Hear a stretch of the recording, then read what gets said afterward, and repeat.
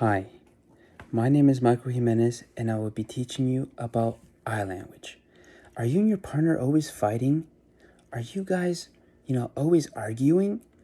Well, today I will teach you about eye language and how it can change your communication methods with your partner.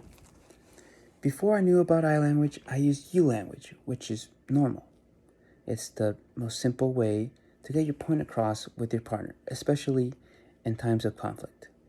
So, uh, based on my previous communication methods and my new communication methods, I will teach you the results of both and why I transferred to eye language and the 5 steps.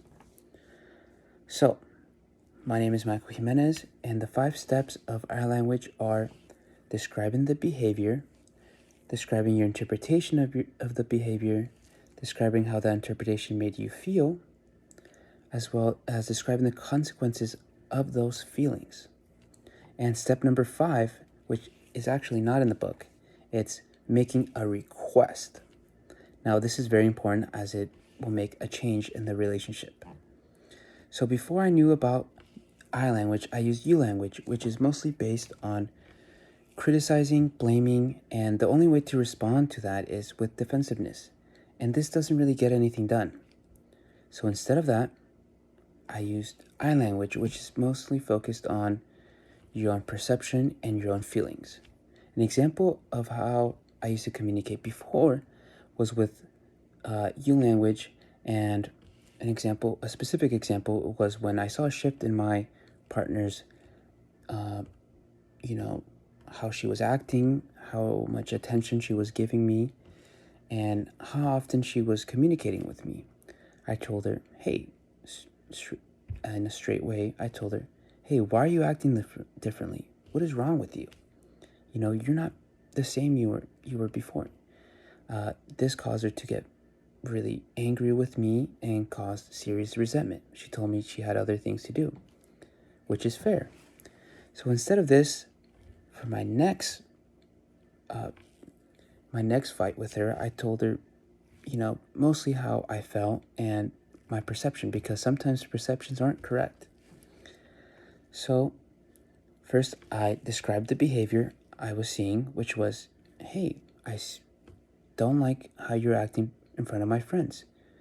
I described what she was doing, which is step number 1, the behavior. Step number 2 is describing the interpretation of that behavior. So instead of saying, hey, what are you doing? Are you cheating on me? I said, hey, based on my perception, it seems like something is going on. I might be wrong. I might be correct. Can you explain it? So this perception goes to step number 3, which is how it made me feel. It made me feel anxious. It made me feel insecure. It made me not feel as I was being, needed in the relationship, as she was talking to my friend a lot. And I thought, hey, maybe there's something going on. So I described how I felt, and the consequences of these feelings have made me, shift how much I would talk to her, how much attention I would give her, and I was being too clingy and too stressful for the both of us. Instead of just saying, what is wrong with you? Why are you like this?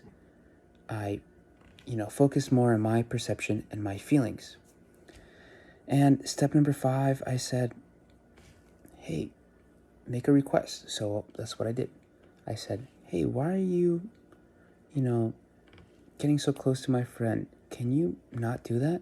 Can you, stop hanging out with my friend? And she said, yeah, sure. It's nothing like that. It's not the way it looks. So based on, my communication methods before and my communications now with eye language, I've seen a huge difference in my relationship and how me and my partner interact. So I hope this worked with your partner in your next communication and risky topic, as well as any touchy, any, stressful topics that you and your partner are going to talk about. So I hope the words you use really change how you and your partner deal with each other, and I hope you stop fighting and are no longer in a toxic relationship. And, well, have a good night.